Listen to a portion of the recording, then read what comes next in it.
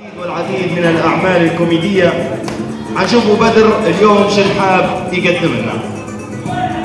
نور ويكيبيديا.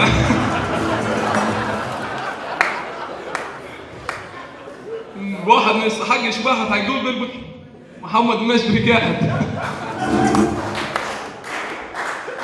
منورين شباب، سنة وانتم طيبين، كل عام وانتم بخير، حتى اللي راقيلهم مني.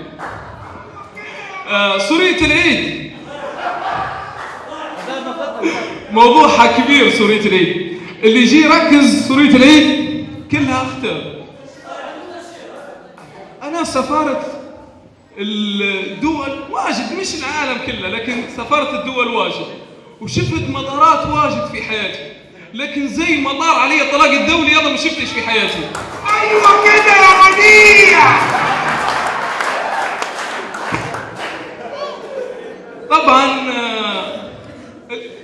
الفقر، نحن بمروا بحالة فقر صعبة بك، بس الفقر متاعنا نحن تاع ايام زمان، مش فقر اللي توا اللي الواحد عارفين كيف يعرف روحه فقير، ما عندهمش بلازما في الحوش، هذا فقير.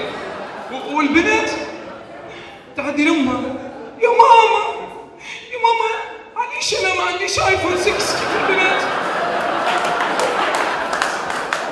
جاهدة انا يعني جاهدة ما عنديش ايفون 6.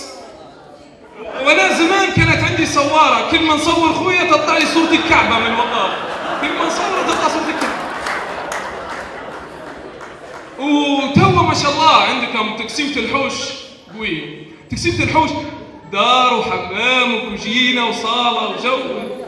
نحن زمان نتذكر كان عندنا الحوش كلنا مع بعض، يعني تقعد راقد تنوم تجلب امك هذه كوجينة، تجلب ولد عمك راقد له 60 سنة هذه المربوعة، كانوا كلنا نرقدوا على الوضاء يعني، ومشمع واحد حتى لما نوم الصبح ما نعرفوا ما نديرها.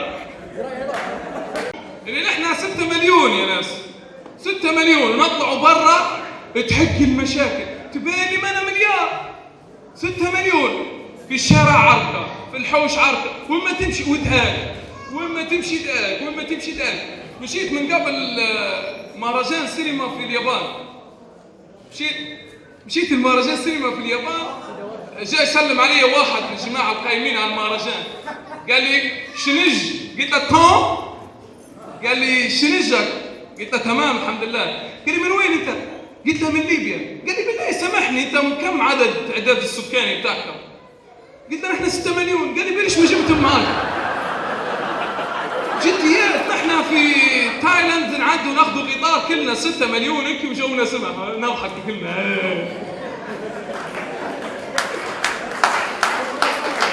بعدها قال لي بس بصراحة أنت بشكلكم أذكياء. قلت له لا مش واجد. قال لي لا أذكياء. قلت له مش عارف. قال لي أذكياء. قلت له كيف عرفت إن نحن أذكياء؟ قال لي أنتم درتوا ثورة. قلت له هذا كيف عرفت إن نحن أذكياء؟ نحن أذكى من الذكاء، نحن أذكى ناس في العالم.